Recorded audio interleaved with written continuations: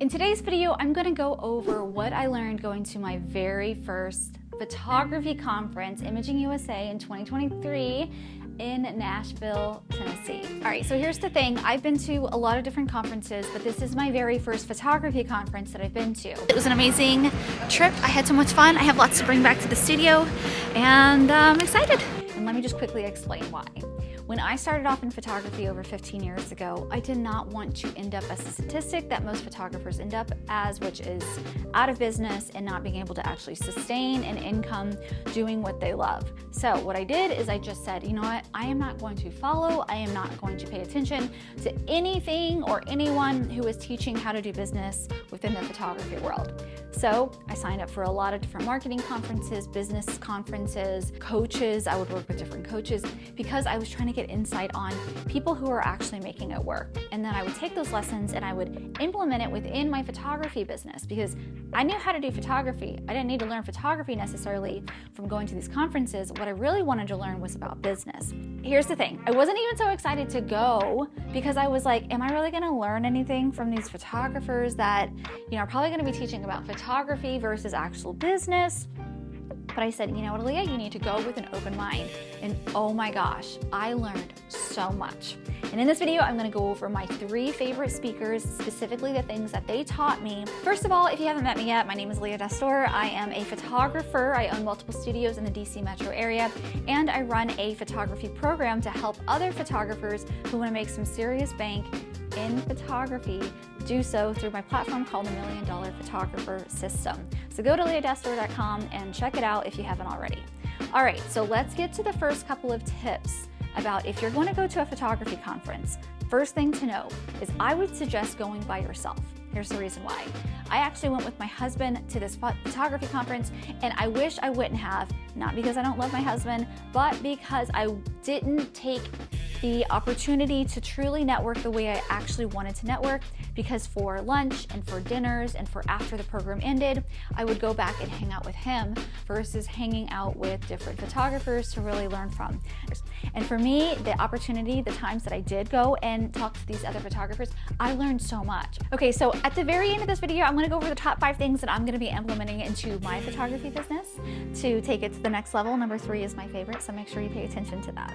All right, so the first speaker that I have to shout out that I thought was hands down phenomenal was Allison Tyler Jones. She was the first speaker for the conference, and I had an entire half notebook full of just her notes. Phenomenal. She has a couple different programs that I would recommend checking out. I haven't purchased them yet, but I will be when she opens them up because she just delivered so much value. Now I'm going to go over the pieces that I wanted to highlight because I had a whole half notebook from it. So take out a pen and paper, write these down because these are really, really good. All right, so the first piece that I wrote down was don't focus on what clients can afford. It's not our business what they value. What are you giving clients that they didn't know was possible? That was huge for me because a lot of times we start to think, okay, this person, this is what they need. This person, they can't afford this. This person, they can afford that. And when she said that, when she said, don't focus on what clients can afford, it's not our business what they value, I was like, oh my gosh, she's so right. Because here's the thing, can I afford the really expensive purses that women carry around, the Louis Vuitton and whatever else there is? Yes, I can. But no way in heck would I ever buy one because I don't value purses. So when she said that, I was like, oh, she's got a point. It's true. We don't know what these people value. Number 2, we print, this is coming from her, we print large scale art pieces in our client's home. I love the way she phrases this. She's not just a photographer, but she is selling the end products, the art piece. It's not just portraits for your wall. These are art pieces for your homes. That speaks to a completely different clientele, which is the type of clientele that we're moving into with those luxury high-end type clients. So when she called them art pieces, like your words matter. I was like scribbling that one down. Number 3. Be uncomfortable in the beginning of the relationship with clients about the experience, what to expect, and the way that you work and your pricing. Because here's the thing, a lot of times we try to avoid the hard stuff and say, let's just get them into the studio, let's do the photo shoot, and then we are going to wow them with the pictures, and they're gonna just wanna buy everything. And then that's where people get disappointed because those expectations were not set at the beginning. The hard conversations were not had at the beginning. And then what does that lead to? Disappointment. This wasn't just for business relationships. I was like, this is true for all relationships. When you don't set those expectations at the beginning, go through talk about the pricing, go through talk about what it is to expect, how you work. For example, in our studio, we don't send out proofs. You do not get to go home with a gallery to choose from. And if before, when we didn't communicate that at the beginning, our clients that came to us 5 years ago when we used to do it that way, they would be so upset because they were like, but you've always done it this way. What happened? It's like, first of all, that was 5 years ago. But what we quickly learned is when we have those expectations set up front, even if they're previous clients of ours, there's no disappointment. They get it. They understand it. Okay, so something that she did, which was freaking amazing, is she went through and she created a value inventory of her own studio, and she showed us the different things to consider when you're creating a value inventory. Now, a value inventory is essentially where are the different pieces of value that you give your clients throughout the whole experience from start to finish. Everything from the website before they even reach out to you, all the way to the very end after delivery of your products. Consultation, the portrait session, images, the professional edit of your session, sales, appointment, products, and your gear. Now, once you do this, you can see what to add in the different steps. And then at the very end of her presentation, she went through and talked about what she's going to be changing with her own business, which was really great as well. And like I said, I'm going to show you that at the end of this video for my own business too. Number 5, sell on value. Sell the solution. Solve their problem. What are you doing for them? In uncertain times, they can count on us to freeze time, preserve memories, and design pieces for their home. I want to add this. We are also showing our children how important they are to say, you are important enough to be the art piece in our home. We are valuable enough to be the art as a family that adorns the walls of our home. You convert the house into a home. Like, it's true. Like, our family, our children, they are important enough to be the art pieces in our home. And that is what you're doing when you're putting that on the walls. So selling on value is huge because it's not just about a portrait session. It's about saying you are important enough to be on the walls of our homes. Little Susie, little Jack, you guys are my world, and you are the ones who are covering the walls of our homes. Such a great conversation to have with clients. Number 6 is tell stories in your social media while educating your clients. Show the art install day. So she has this whole hashtag where whenever she does art installs in her clients' homes, noted, right? Art installs, not portrait installs, art installs. Then she has this whole hashtag. It's a whole experience. People get excited about it. And a lot of times it's because it's her white glove full service where somebody is coming in and they're putting up the wall or putting up the art on these walls. And so the clients get to sit here and see their wall get transformed. It's hands off for them. They don't get their photos in a box that they have to unbox, and then they have to wait until their husband has the time or they have the time to put the wall up, put the art up on the walls. Right? It's like stopping fights within spouses because there's no arguments about you hung that huge 40 by 60 crooked. I am not going to be able to look at that image because it is like lopsided. Number 7, communicate with clients. Don't make it an email. Pick up the phone and talk to them. This is something I personally say in my studio all the time. I'm like, guys, an email is easiest, yes. But a phone call is so much more effective. It's so much more personable, and it really helps work on the relationship that you have with your clients versus just trying to get the job done and move on. So any opportunity you can, pick up the phone and talk to them. Even if you're leaving a voicemail, even if you're following it up with a text message afterwards, but pick up that phone. You can usually communicate things much easier, much clearer, and it feels good. Even if you're delivering bad news, even if you're saying something might be back ordered or it might take a little bit longer or you have to reschedule, a phone call is always better because they can hear the love and the compassion in your voice when you're talking versus if you got that text message or that email at a wrong time. It's so easy to read something in a negative tone if you're already feeling like, you know, a little bit crazy at home or something negative is happening in your life, and then you get an email that you're like, kind of bummed about. So make it a phone call as much as possible. Consultations is where the money is made because you are delivering a custom service just for that one client. You make yourself incomparable. You build trust and you take fear out of sales because it's collaborative versus salesy. It's much easier to show value to your clients. It now feels like we are working together on a project. Hands down, the way that she worded that and the way that she spoke it, I was like, okay, that's true. We're now working on a project. This is now a collaboration. It's not you are my client and you are paying me.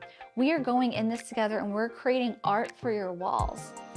That's like, you know, a pretty big project here. Consultations isn't something that we've done more than just a year now. We've been doing this for about a year, but Alice and Tyler Jones was selling actually a piece that's going to make our consultations so much more effective and so much nicer. So I'm super excited about that. But consultations is really like, this is our project planning stage. This is where we're going to be talking about the clothes you're going to wear, about the different type of shots that you want, the different type of looks that we're going to create. Where is it going to go in your house? Is there a place for this piece of art? If there's not, do we want to even shoot it? Where is it going to live essentially? And that type of consultation, that type of planning is going to go so far with our clients because they're going to feel like they've got buy-in to this project that we're collaborating on together. Which leads into number 9, which is if there's no place for that image to live, there's no point in shooting it. Shooting for the final product versus shooting for the heck of it. This little piece is going to transform my business for sure. Right now, currently in our business, we just shoot a lot.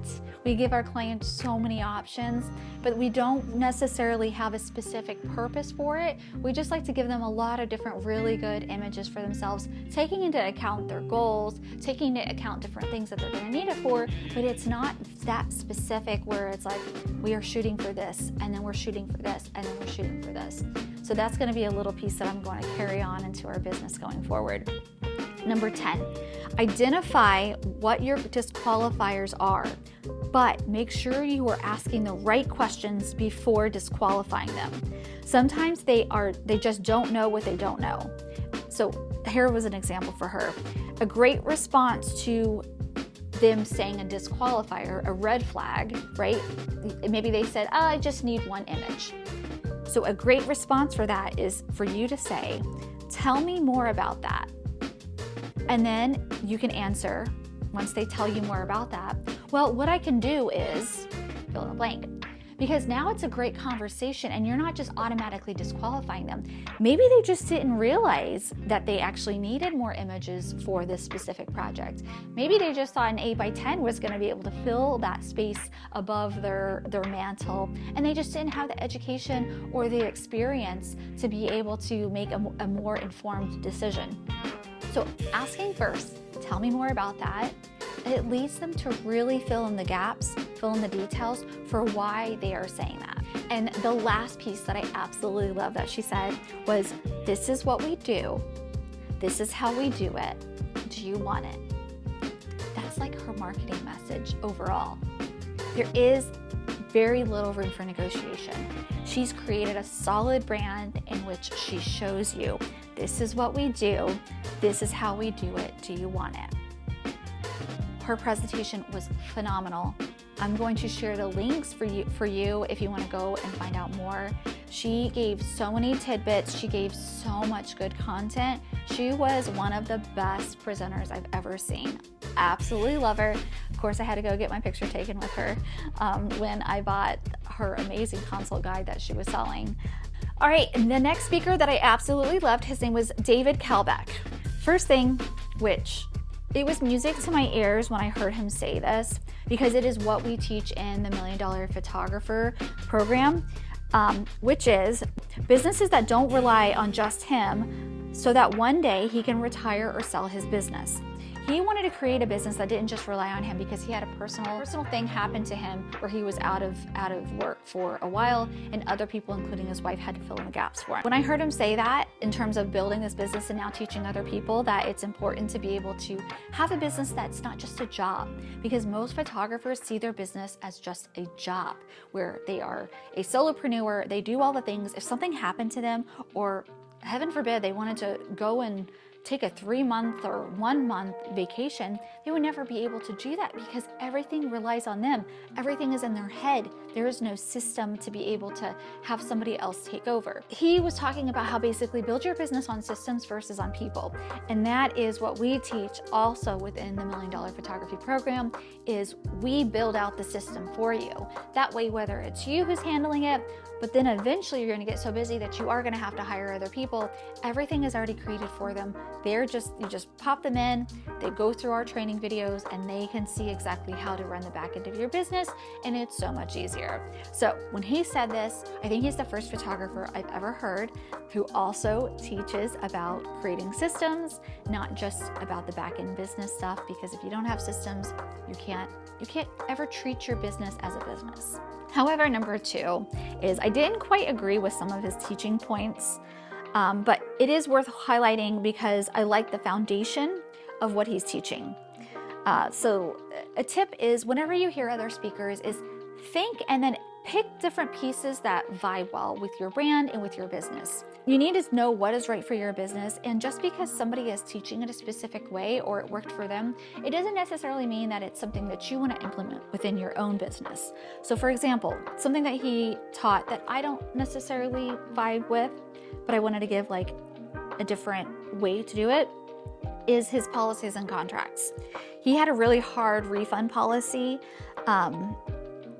in terms of like not giving back certain things, and I don't have like all the details, so I don't want to misquote anything, but I remember when he was speaking about his policies, his refund policy, it was a very hard like no money back guarantee type of a thing. It was basically like, if it was our mistake, we'll fix it, but if it's your mistake, too bad.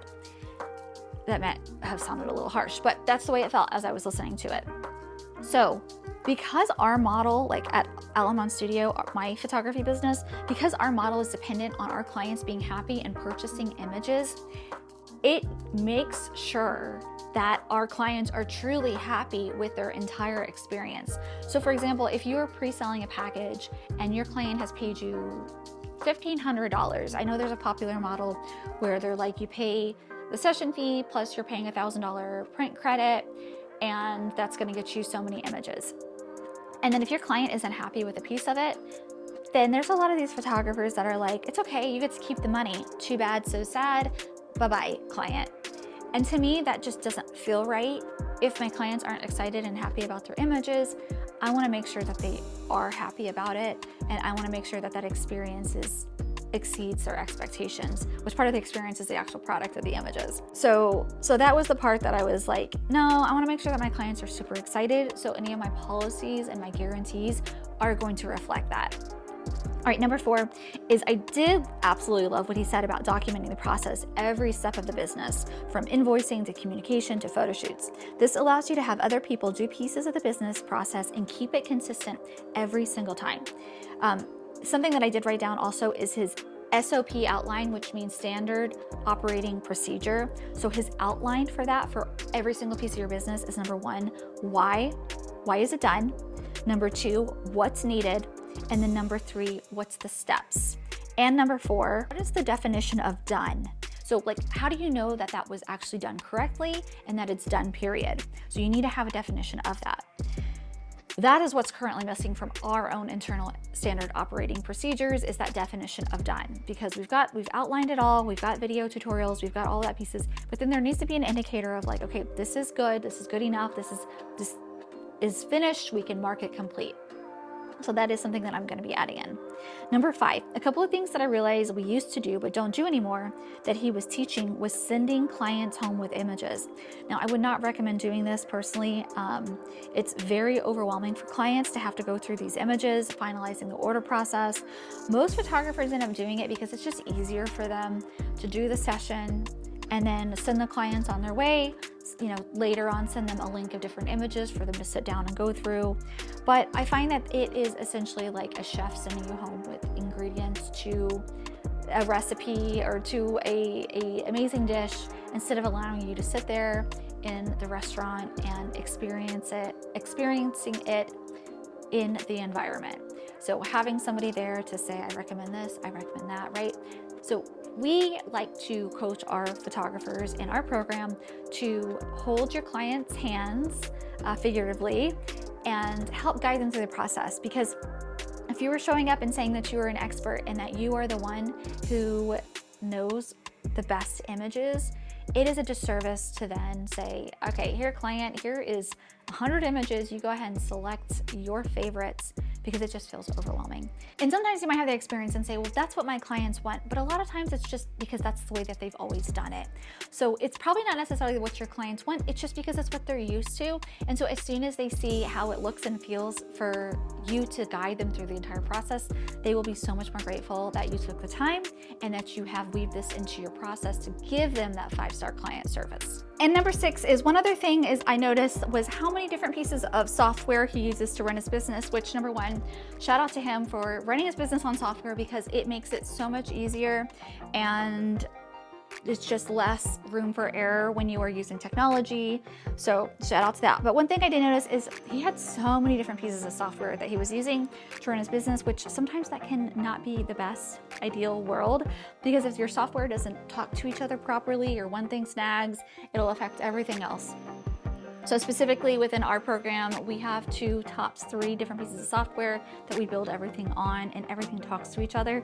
So it makes everything seamless and easy and less confusion for everybody on your team, or even if it's just you. So overall, I really loved his presentation because he gave a lot of good nuggets for photographers to be able to take different pieces and implement them right away. Lots of good takeaways from that presentation. So that one was great, especially when it comes to building your business and relying on systems versus people. Okay, so the last presenter I hands down loved, to the point where I walked up to him afterwards, I gave him a name and number, and I was like, listen, call me, I will fly out to where you live and I will do a personal photo shoot for you at no cost, because I just wanted to be in his circle. So Car Gold, if you're watching this, don't forget. Something that he said is, during tough economic times, people are more willing to pay for expertise because they have more to lose when they're working with an amateur. So if you're an expert, charge like it and provide that expertise throughout your marketing and your client experience. Hello, we are experts as photographers. Most of us, however, are not charging like experts.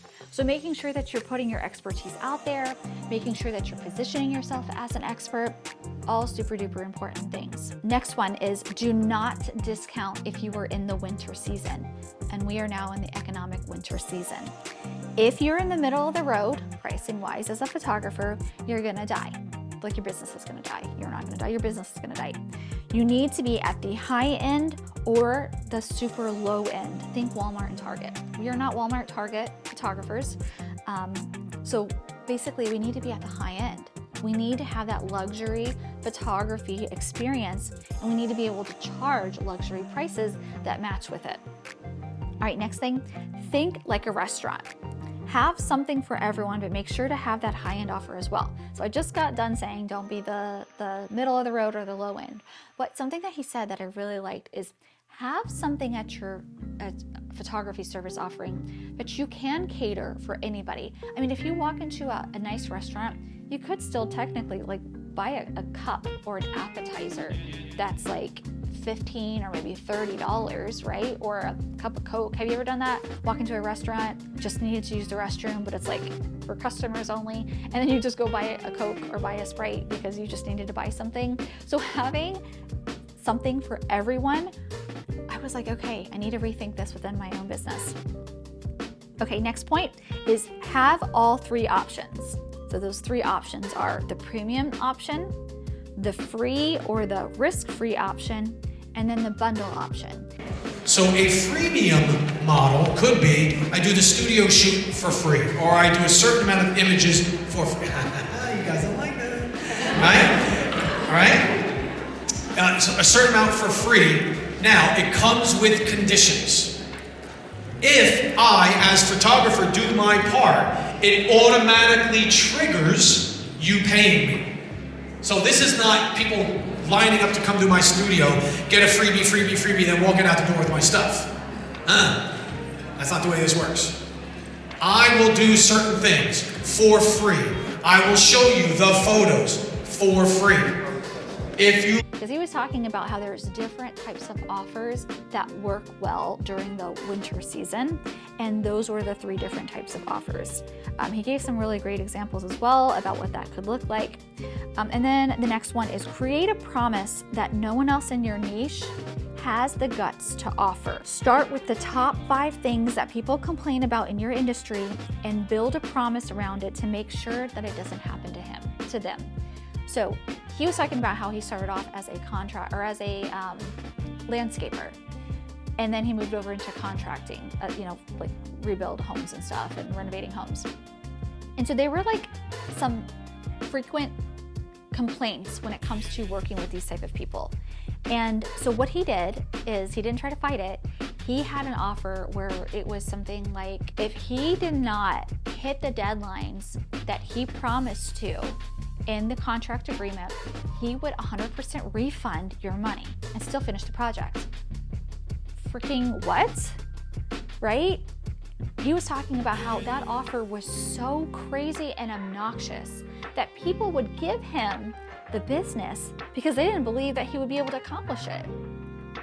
And so he got significantly a lot more business, and it made his team really, really make sure that they were hitting those deadlines. And so that type of offer.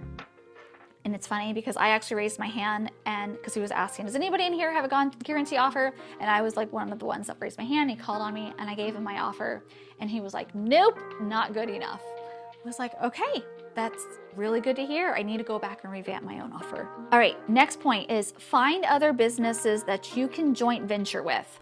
Offer a session with partners at lower price.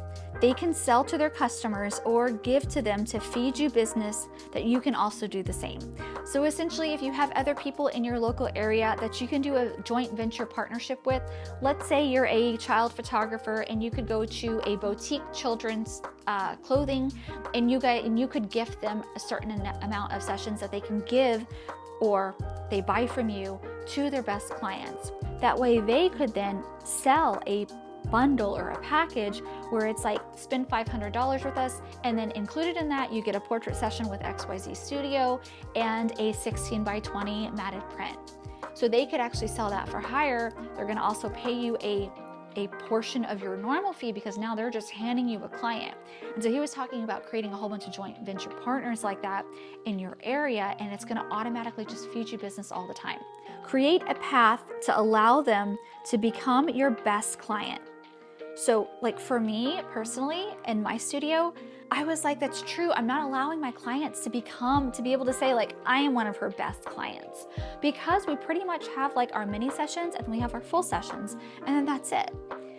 So what I'm going to be implementing now is going to be something called a day with Aaliyah session, which is me, where they're going to be able to spend the whole day with me and we're going to be able to do a whole bunch of things, which I will be laying out later and sharing with you once that's ready, so that you can hopefully copy bits and pieces of it and implement it within your own photography business as well. Get past skeptics. The way to do that is by creating a lot more traffic and creating more offers.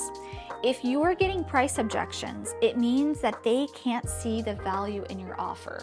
When he said that, it was like, I think the whole room was like, they were like, that's true. Oh my gosh. Like, that's why we're getting pricing objections, is they don't see the value in what it is that we have to offer. So in order for them to be able to see that value, you really need to be able to get more traffic, create more offers. All right, last but not least is, how can you help them become obsessed with you? And the answer to that is get obnoxious with your offer. Create an offer that is so obnoxious that people are like, are you kidding me? What? And they're gonna take you up on it. He totally got it because he's from that business and marketing world. And I absolutely loved that Imaging USA brought him in as a speaker, because it gave a different feel and take to how we should be positioning ourselves in this winter market as a photographer. All right, so I wanna now end with the 5 things with a bonus here of different things that I pulled from the conference speakers and that I'm going to be doing within our own business. All right, number 1, is we are now offering products. I've never offered products before. You know, we've sold over $6 million in sales just in digital images. So now that we're gonna be offering products, I'm super excited about it. I think it's gonna take our business and our studio to a completely different level, but it also means I've got to revamp a lot of different systems within my own business. All right, number 2 is we're gonna be working on our offer because Mr. Cargill told us that our offer sucks, essentially. And so we're gonna be really working strategically on our offer to really be able to show that value to our clients. So I'm excited about that, and I've got a lot of really great ideas, which I'm gonna share with you later. Number 3, this one's my favorite, is we are going to be offering now, instead of taking a lead from, hey, you wanna buy a headshot? Hey, are you interested in a headshot? Or hey, you're interested in a photo shoot? Instead, offer them to come in for a studio tour. It's a much easier yes. And once they're in the studio, that's where you can really find out what it is that they're looking for. You can actually do your consult during that same time, and they get to see your studios, touch your products, meet your team, meet you, see where it is that their photo shoot would take place in, ask all their questions. So that is one thing that we're implementing right away, and I'm so pumped and excited about it. Number 4 is creating a 5-star consult experience. So that consult experience is going to be coming within the studio tour now. So that's super exciting. And then number 5 is offering a day with experience with me, like I talked about, where clients can now choose to spend the day with me personally. We have associate photographers at our studio, and right now 99% of all clients work specifically with our associate photographers. Maybe not 99%, like 80% of our photographer or clients work with them, who are all phenomenal. They're all amazing. They create, you know, amazing, phenomenal images. But there's still a percentage of people that are like, I would really like to just work with you, Aaliyah. And so in that, I'm going to be creating a work with me day experience.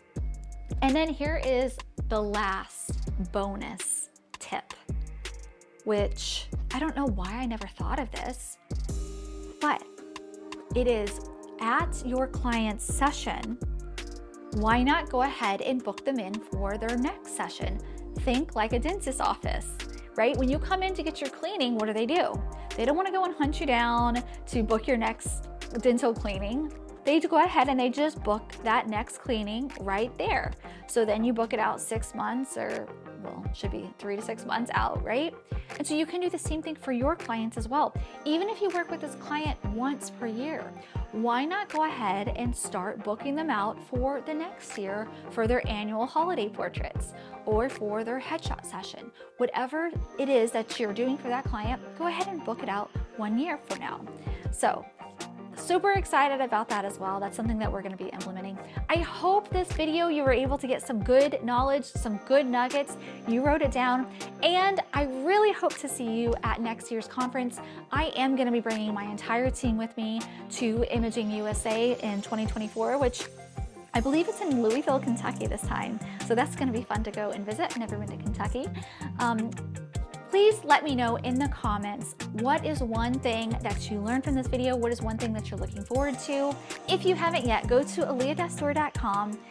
Go and find out what our $1 million photography program is all about. I would love to see you in there. I am so excited to see all the results our students are currently having on making their photography passion into a profitable photography business.